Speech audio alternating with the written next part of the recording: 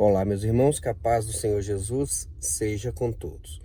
Como eu havia dito num vídeo rápido que eu gravei para o Instagram, eu vou contar para vocês inicialmente alguns fatos da vida, a exemplo da minha própria vida, e vou aproveitar então estes fatos da vida, para falar sobre os abutres das seitas, como eles agem, as suas expectativas em relação especialmente àquelas pessoas que conseguiram se desligar da seita. E vou falar também, vou acrescentar alguma coisinha sobre a teologia do medo. E neste vídeo, então, este primeiro vídeo, eu vou falar sobre os fatos da vida. A exemplo dos fatos da minha própria vida, que com certeza, guardadas as devidas proporções e as diferenças, são fatos que são comuns a muitas outras pessoas. Vejam bem, antes de eu falar então sobre os fatos da minha vida, eu vou contar uma ilustração que ela já é bastante conhecida, vocês devem encontrar inclusive na internet, que diz assim: tinha um senhor, ele era um homem do campo, que morava em uma região, em um reinado qualquer.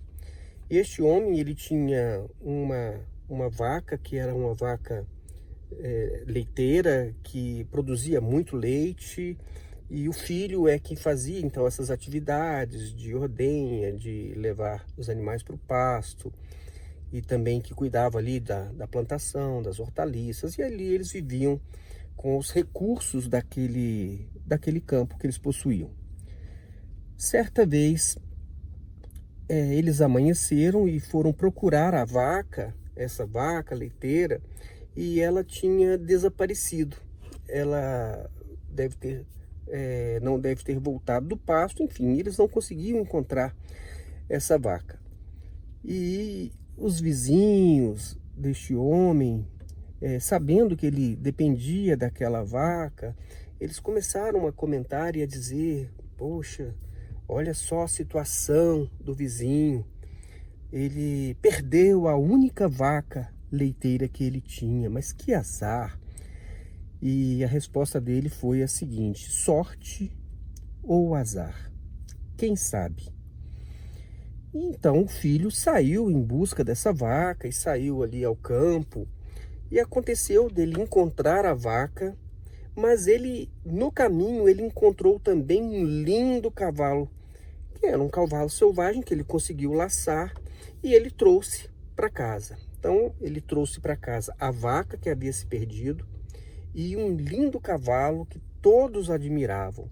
E os vizinhos então começaram a comentar: vocês viram o filho aqui do vizinho? Ele recuperou a vaca leiteira e ainda saiu num grande lucro, porque ele conseguiu um cavalo que ninguém possui por aqui, um lindo cavalo. E eles disseram: mas que sorte deste homem! Uma coisa ruim e sucedeu-se de uma coisa muito melhor. E aquele homem disse: sorte ou azar? Quem sabe? Passaram-se alguns dias, o filho daquele homem foi então domar aquele cavalo que ele havia encontrado, e sofreu um acidente, caiu deste cavalo, porque ele estava tentando domar o cavalo, caiu do cavalo e quebrou a perna. Só que este rapaz, ele é quem realmente fazia a maior parte do serviço ali daquela casa.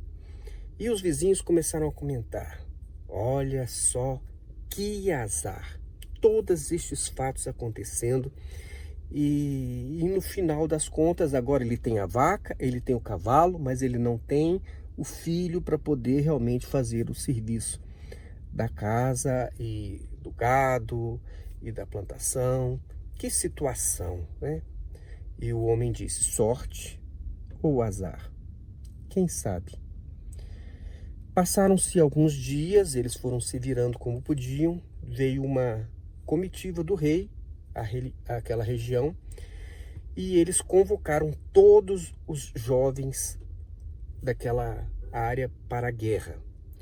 Mas aquele jovem, filho desse camponês, não pôde ir à guerra porque ele estava com a perna quebrada. E os vizinhos que mandaram seus filhos para a guerra, sem a menor certeza de que eles voltariam, começaram a comentar: olha só, vejam tudo o que aconteceu com o nosso vizinho e agora ele conseguiu preservar o filho dele de uma guerra injusta. Que sorte, não? E o homem disse: sorte ou azar? Quem sabe? Vejam só, a vida ela é assim, ela é cheia de fatos, alguns bons, alguns ruins, mas que na sua sequência o que importa é que nós vamos avançando com a segurança de que estamos fazendo aquilo que é melhor. E é essa segurança que nós precisamos ter, de que estamos fazendo o que é certo, o que é honesto, o que é justo. E algumas coisas ruins podem vir até numa sequência de coisas boas, ou algumas coisas boas podem vir na sequência de algumas coisas ruins.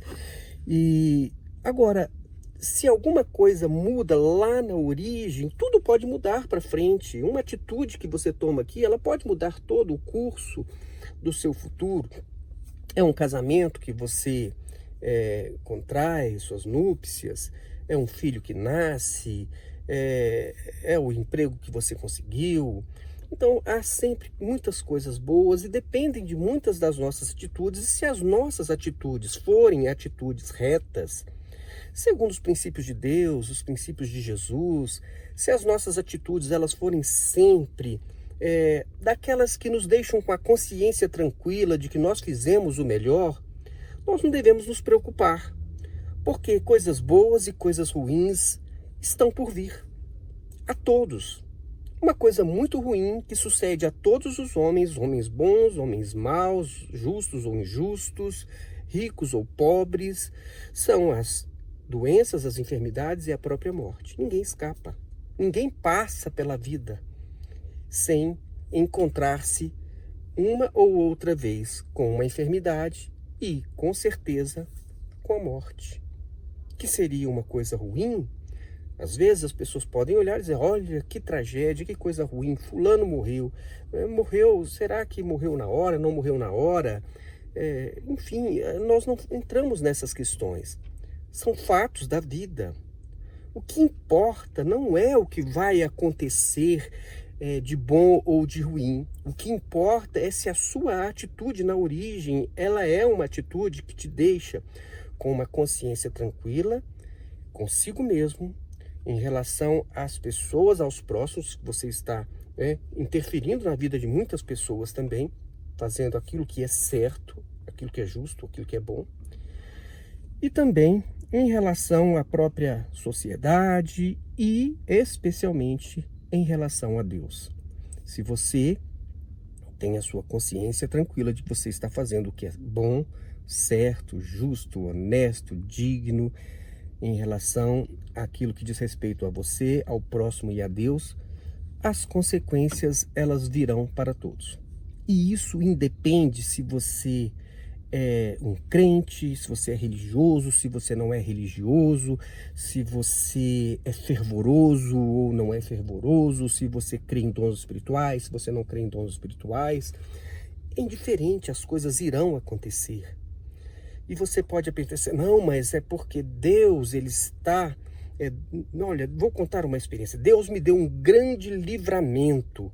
Eu saí para cavalgar, e eu caí do cavalo, e eu fiquei no campo, e eu me quebrei todo, e uma pessoa que foi passando ali, e me socorreu, e me levou, e eu fui medicado, passei 1 ano para morrer, mas Deus me livrou, e depois de 1 ano eu estava recuperado. Aí você diz assim: olha, viu que bênção que Deus me deu, o livramento que Deus me deu. E aí eu pergunto para você: e a pessoa que saiu para andar de cavalo, foi e voltou e não aconteceu nada? Ela não tem história para contar. Ah, ela não ficou no campo abandonada, ela não foi socorrida por ninguém, ela não passou por um quase morte, ela não teve... Enfim, qual é a pessoa mais abençoada?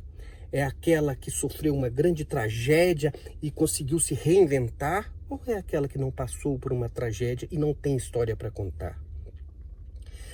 É preciso que vocês pensem nisso. E especialmente enquanto você está falando de fé. Porque eu falo de um evangelho que é um evangelho seguinte. Faça aquilo que Jesus disse para você fazer. Ande segundo os princípios de Jesus. Leia Mateus de 5 a 7. E no final, em Mateus 7, lá no finalzinho, Jesus vai dizer assim, olha, casa sobre a rocha. Faça aquilo que eu disse. É isso que importa. Olha, se você teve um sonho que te avisou ou que não te avisou, estas coisas vão acontecer. E nós estamos sujeitos. Agora, o que importa é como você leva a sua vida. Se você leva a vida retamente, não interessa o que vai acontecer. Coisas boas e coisas ruins irão acontecer. Com uns vão acontecer, com outros não vão acontecer. Uns vão parecer menos afortunados, outros mais sortudos. Enfim, sorte ou azar, bênção ou maldição, quem sabe? Quem sabe? O importante é como você procede. A consciência da justiça e da retidão que você tem. Não é o culto que você faz lá na sua igreja, não é os relacionamentos que você tem com um grupo religioso, mas é o seu modo de viver, de acordo com a palavra de Jesus. Vejam só, assim é a vida. Agora, né, eu estava de férias e recentemente, quando eu acessei as redes sociais, que não foram muitas vezes, porque eu estava de férias, mas eu vi algumas notícias, eu nem sei se são verdadeiras ou não, mas uma família inteira morreu soterrada.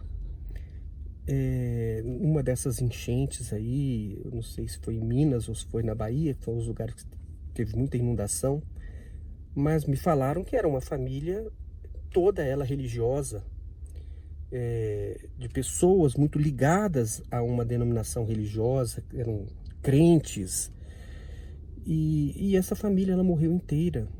Salvo engano, eles tinham saído do Mato Grosso, eles foram para Minas, passaram uns dias, aí um parente foi levar no aeroporto, uma estrada, a BR-040 estava interditada, foram pegar uma outra estrada, aconteceu um fato, houve um desmoronamento e todos morreram. E bem próximo deste mesmo fato aconteceu de uma outra família, também cristã, a família inteira dentro de um caminhão, e aconteceu também um acidente e a família inteirinha de pessoas cristãs vieram a falecer. Bênção, maldição? Será que nós podemos fazer esse tipo de avaliação? Olha, estava servindo a Deus como Ele quer, não estava servindo a Deus como Ele quer. Enfim, as pessoas costumam fazer essas medidas olhando para ativismo religioso, se a pessoa está frequentando, se ela está indo e voltando para a igreja, se ela está participando de reuniões. É isso, é aí que ela acha que a pessoa é fiel ou não. Mas não é isso que vai mostrar se você é fiel a Deus ou não, mas o andar segundo os princípios de Jesus. Eu vou repetir, Mateus 5 a 7, o Sermão do Monte. É ali. A Roseli, ela gravou um vídeo excelente sobre Casa na Rocha. Eu aconselho que você veja este vídeo. Chama-se Casa na Rocha. Procure no site aí, eu vou deixar o link também na descrição. Muito importante. Agora, vejam só, sobre os fatos da minha vida. Vejam, eu me converti, vamos dizer assim, passei a frequentar uma denominação religiosa e a cumprir com aquelas ordenanças, com aquela organização, a fazer tudo o que eles mandavam.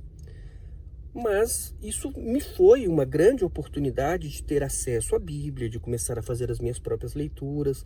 Por um bom tempo, eu não conseguia tirar da Bíblia aquilo que ela tinha de melhor para mim, porque a denominação, ela ficava ali colocando regras e regras e regras e direcionando impedindo que eu pensasse por mim mesmo, que eu avaliasse as coisas por mim mesmo, mas ela que me dizia o que era certo, o que era errado, o que era de Deus, o que não era de Deus, misturava o que estava escrito com dons espirituais, e Deus que era assim, mas isso não está na Bíblia, mas Deus revelou, e aquela coisa toda. Então, aos 19 anos, eu passei a ser adepto desta, e hoje eu entendo que é uma seita religiosa, mas com a oportunidade de acesso ao Evangelho. E foi tudo muito bom, a minha vida ela estava começando, mas aconteceu que eu era obreiro, já era obreiro dessa denominação, e a Roseli também muito integrada, instrumentista, colocando flores na igreja e participando de todas as reuniões, ensaios e tudo, estamos muito integrados. E vamos dizer assim, aos olhos dos religiosos, nós éramos pessoas fiéis a Deus. Na verdade, nós éramos fiéis à organização religiosa. E nós tivemos um fato da vida, que foi o nascimento da Rebeca. O nascimento da Rebeca, a Rebeca nasceu com inúmeras complicações. Nasceu com uma mielomeningocele, nasceu com as costas abertas, a coluna dela não era fechada, é aberta. Ela passou por diversas cirurgias, teve que colocar uma válvula na cabeça para hidrocefalia, uma série de complicações, muitas. Foram 40 dias de internação, diversas cirurgias. Depois que ela saiu da internação, ela voltou a fazer cirurgia para trocar a válvula. A Roseli é que sabe contar mais detalhes, mas enfim. Foram nos momentos onde nós estávamos ali totalmente fiéis à instituição religiosa que aconteceram os piores e mais difíceis fatos da nossa vida. Desde então, desde o nascimento da Rebeca, nós tivemos de levar e desenvolver uma vida totalmente cheia de adaptações. Então as coisas para nós, elas nunca são normais, como quem cria uma criança que não tem nenhum tipo de complicação. Então tudo é mais difícil. Você tem a adaptação do sistema urinário, do intestino, dos rins, das perninhas, tem a cadeira de rodas e a cadeira de banho. Então há uma série de adaptações, os lugares que nós vamos, o carro que nós usamos. Então é uma vida completamente adaptada. E a nossa vida ela já foi se adaptando desde o nascimento da Rebeca. Então vejam só. Quando acontecem os fatos que você poderia dizer, foi bom ou foi ruim, são fatos da vida. São coisas que acontecem e que você tem que enfrentar e não ficar dizendo, olha, isso é uma coisa boa ou isso é uma coisa ruim. Por quê? Porque em tudo há uma coisa boa. Vejam, a Rebeca, a existência, o nascimento, a presença da Rebeca, ela foi transformadora para a minha vida, para a vida da Roseli, o nosso modo de viver, o nosso modo de enxergar as coisas, a maneira como nós olhamos, por exemplo, para um hotel, para uma estrada, para um mercado, para uma rua, a acessibilidade. Então a nossa visão é bem diferente de coisas que não preocupam outras pessoas. Então a questão é, a Rebeca, ela é uma bênção para as nossas vidas, desde que nasceu. Apesar das adaptações e de que, ao longo de toda a vida da Rebeca, até hoje, ela sempre está nos dando susto. É um susto aqui, é um susto ali, é constantemente, é o tempo todo. Eu vou até dar mais detalhes. Mas o que eu quero dizer é o seguinte. Desde que a Rebeca nasceu, eu estava ali fiel a uma instituição, a uma seita religiosa, onde eles consideram que fiel a Deus é quem está cumprindo com aquelas ordenanças deles. Então, você é fiel a Deus se você vai na madrugada, se você participa dos cultos, das reuniões, se você participa dos ensaios, se você faz aquelas visitas que eles orientam, participam. Sim, você estiver fazendo o que eles mandam você fazer, então você é fiel a Deus. Então, o fiel a Deus não está relacionado ao seu caráter, mas ao seu ativismo religioso, à sua obediência às normas da instituição. Então, a Rebeca nasceu e nós sempre muito fiéis. Tão fiéis que depois eu fui levantado como diácono nessa instituição. Se eu não estivesse sendo fiéis às regras, eu não seria levantado diácono. Depois eu fui ungido, depois eu fui levantado e ordenado como pastor. E neste período todo, né, sem exceção, ano após ano, a Rebeca, ela exige cuidados e nos dá sustos. Rebeca cai, Rebeca tem infecções, a Rebeca vai para o hospital, a Rebeca volta de hospital, a Rebeca leva tombo, a Rebeca já cortou queixo, já quebrou perna, já, enfim, é o tempo todo assim. Esta é a vida de quem tem uma criança com necessidade de cuidados especiais, como é o caso da Rebeca, que é uma bênção para as nossas vidas. Ela forja o nosso modo de viver, tá certo? Quem tem uma criança especial sabe o que eu estou dizendo. E vejam só, ao longo deste período, alguém poderia dizer assim, isso foi uma bênção, isso não é uma bênção, olha, essa dificuldade aqui é porque você está cumprindo com as coisas da igreja, não está cumprindo. Olha só, eu aprendi, e graças a Deus, e graças também a Rebeca, eu aprendi a desvincular as coisas. Assim é a vida, assim Deus preparou a Rebeca para nós cuidarmos. Com todas as dificuldades, com todos os perigos que envolve a situação. Para que vocês tenham uma ideia, a Rebeca ela faz tratamentos no Sara desde que nasceu, Sara Kubitschek. Todas as crianças com as quais nós convivemos, com os pais, porque nasceram com o mesmo problema que a Rebeca nasceu. Inclusive, um colega de trabalho tinha uma criança também que nasceu junto com a Rebeca com o mesmo problema. Todas as crianças com as quais nós convivemos, desde que nasceram juntamente, né, próximos ali da Rebeca e tratavam juntamente com ela no Sara, todas essas crianças já faleceram. A única que ainda está viva é a Rebeca. E eu não posso nem dizer que é por conta de cuidados, a vida é assim. Então, a criança tem uma série de complicações, uma hora ela tem uma infecção diferenciada, ela vai para o hospital, a bactéria pode ser facilmente debelada ou não. Então, são fatos da vida e nós temos que aprender a viver. Nós não deixamos em momento algum de viver e de viver bem por conta dessas coisas.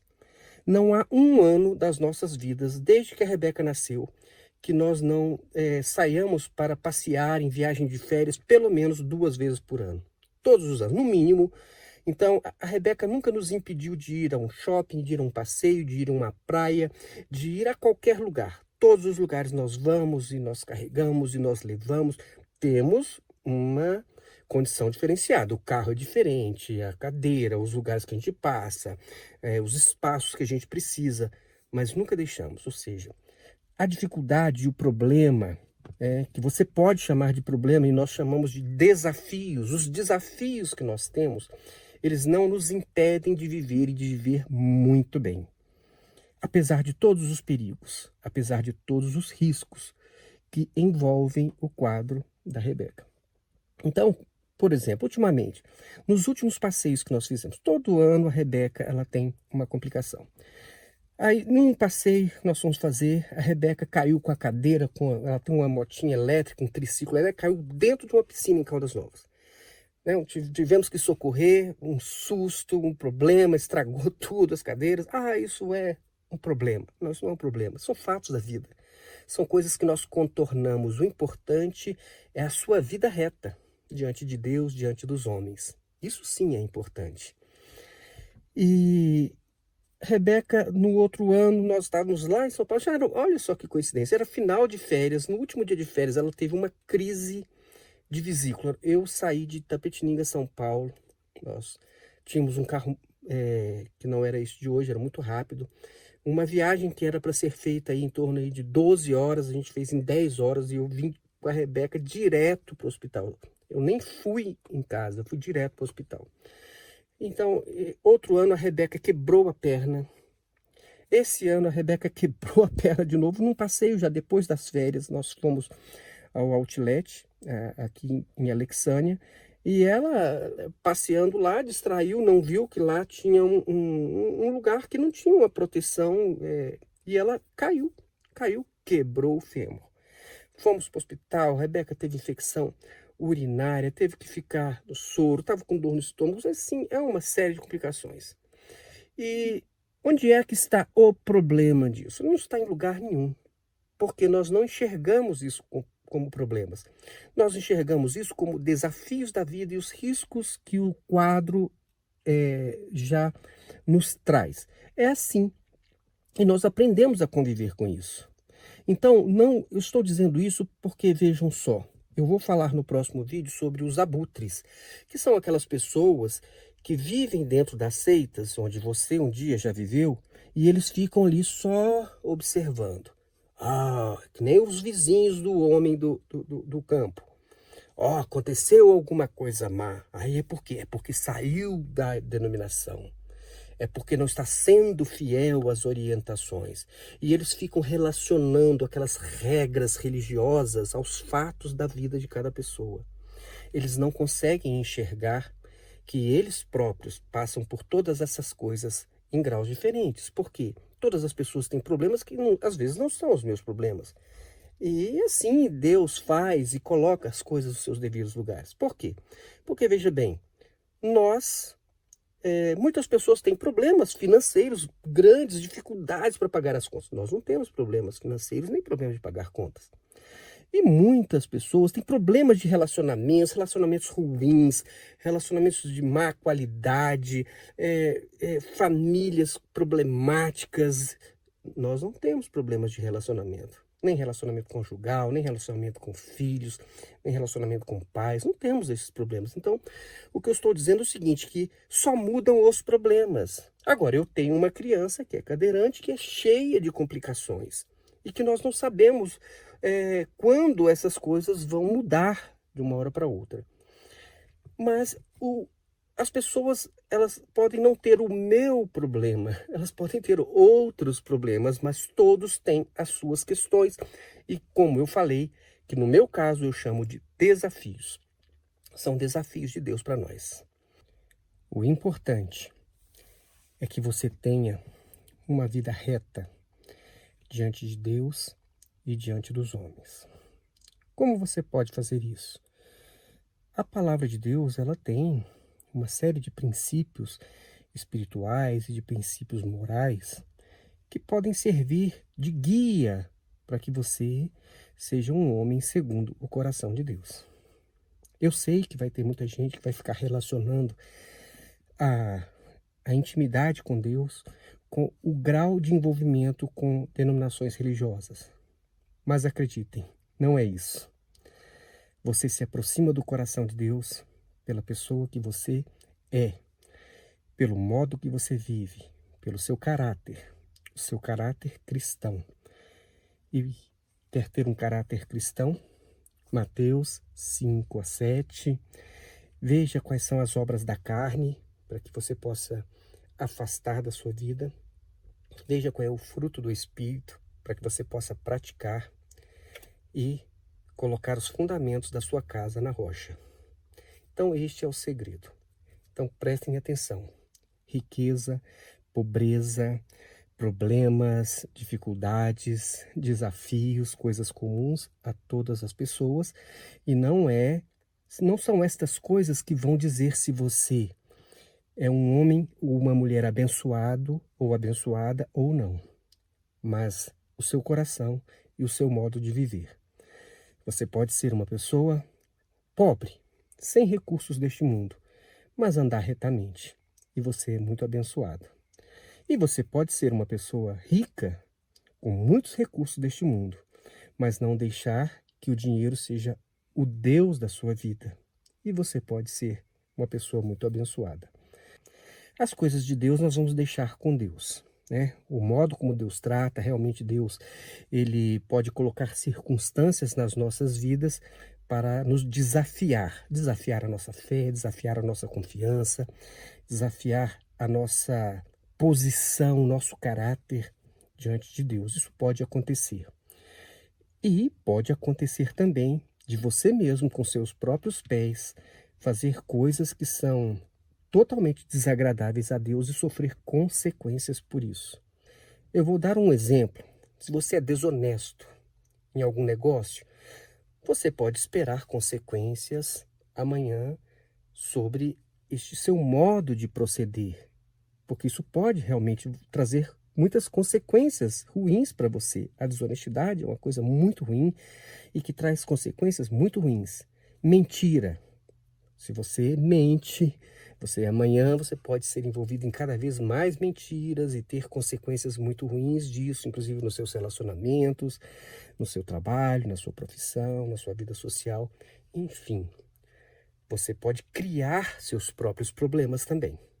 Agora, se vive retamente e passa por situações difíceis, enfermidades, até mesmo tragédias, mortes, fatos da vida.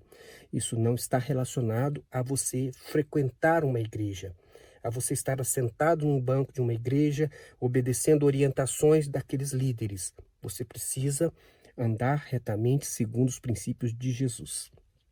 Isso sim é importante. Se os seus líderes estão ensinando isso, ótimo. Casou as duas coisas. Se não estão ensinando, eles estão pensando mais em uma instituição religiosa do que em formar um cidadão do céu. Um homem segundo o coração de Deus e com o caráter de Cristo. Ande retamente, viva retamente, não se preocupe. Recentemente eu dei os exemplos, famílias inteiras de pessoas crentes e religiosas que passaram por tragédias. Muitas pessoas estão sofrendo por conta dessas tragédias, mas isso não significa que eles estivessem em desarmonia com Deus. Não significa, absolutamente. São fatos da vida, que você pode passar por isso também e eu posso passar. Tem um ditado que diz que para morrer basta estar vivo. Nós não sabemos do dia de amanhã. Não sabemos do que pode acontecer conosco, com os nossos familiares. Eu me lembro que uma senhora, uma vez ela fez um comentário, eu não lembro nem onde foi, mas ela fez um comentário, eu escutei, eu acho que não foi, sei se foi um áudio que me enviaram. Ela saiu de uma seita religiosa e ela ficava assim, ai meu Deus do céu, agora não pode acontecer mais nada de complicado comigo, porque senão já vão dizer que foi porque eu saí da seita religiosa. E este é o assunto do nosso próximo vídeo. Os abutres dessas seitas que vão ficar vigiando todas as pessoas, esperando que aconteça alguma coisa ruim com elas, para que eles possam, então, relacionar o mal que aconteceu com o fato deles não estarem mais naquela seita. E eles vão ficar vigiando, isso por toda a vida, para ficar vigiando todas as pessoas e dizendo, Deus pesando a mão, Deus exercendo juízo e coisas desse tipo. Livre-se disso. Livre-se disso. Ande retamente e creia que o Senhor está abençoando a sua vida independentemente das circunstâncias. Morreu alguém, é trágico. Fatos da vida. Não significa que você não seja um abençoado diante de Deus. Adoeceu, não significa que você não seja um abençoado diante de Deus. Ok? Nesses últimos dias tivemos muitas dificuldades, né? Com a Rebeca. Rebeca ficou uma semana internada no hospital. Até hoje nós agora ainda estamos com esses cuidados todos, com a perninha dela, com o fêmur que está quebrado. Rebeca tem 30 anos, né? E é o nosso bebê. E nós estamos cuidando e fazendo o que tem que ser feito, dirigindo as atenções que são necessárias. Ah, mas isso é muito difícil. Isso é difícil. Sempre será difícil. As consequências podem ser muito difíceis de tudo isso. Mas tiramos férias, passamos muito bem as férias, nos divertimos, passeamos bastante. São coisas da vida. Uma hora você vai passar por uma situação boa, outra hora você vai ter uma dificuldade. São fatos da vida. E, inclusive, eu sei que tem alguns irmãos que são próximos a nós que foram afetados por essa enfermidade geral. Nós também gripamos. Eu já tinha uns 30 anos que eu não pegava uma gripe e agora, nessas últimas férias, na véspera de voltarmos para Brasília, eu fui no sepultamento de uma irmã da Maranata, muito querida. Eu nem consegui chegar no velório, porque choveu na hora, a gente com a Rebeca é difícil, como eu falei. Até que eu colocasse ela no carro, eu me molhei todo. E aí dentro do carro, muita chuva, tivemos que ligar o ar-condicionado. E eu fiquei naquela friagem, com a roupa toda molhada, para não molhar a Rebeca. Chegou no velório, não achávamos lugar para estacionar, a Roseli desceu. Eu fui tentar estacionar, não consegui. E aí quando eu consegui parar, aí o velório já tinha terminado. Aí fomos num cortejo para o cemitério. Meu cunhado, o pastor Delfino, ele foi para o cemitério errado e muita chuva. Ele ligou: olha, veja se você consegue me buscar, porque o carro deu problema. Eu voltei para lá. A Roseli me deixou lá com ele para tentar resolver o problema do carro, debaixo de chuva, e ela foi e voltou, enfim, né? Isso foi na véspera de voltarmos para Brasília. Peguei muita chuva, muita friagem, no caminho de volta já vim passando mal. Custei para chegar em casa, chegamos em casa, passei aí uns 4 dias muito gripado. E aí pensamos, será que é aquela doença? Enfim, aí a Rebeca foi internada, fizeram, lógico, todos aqueles exames e não constatou nada, realmente só estávamos gripados mesmo. Mas, como eu disse, são fatos da vida. Entenda isso e livre-se dos abutres. E eu vou falar sobre os abutres no próximo vídeo e também sobre um pouquinho mais sobre a teologia do medo. Que Deus abençoe a todos vocês e até o nosso próximo vídeo. Tchau, tchau.